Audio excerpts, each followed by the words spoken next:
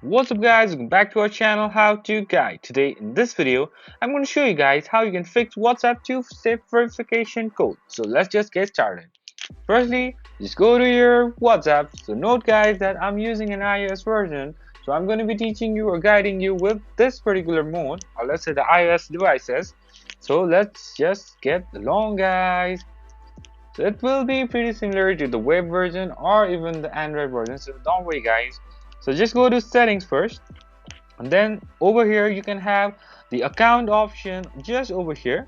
You can see just above privacy, go over there and just go with the two verification mode, and here it says create a pin for extra security, use the pin to access your contact. So how you can fix it? So sometimes it's not on, so currently mine is not on, so there's like the verification code won't work, so just turn it on and just create any code that you want. So let me just have something like like this, and confirm your pin and the next, and if you want to skip, just skip.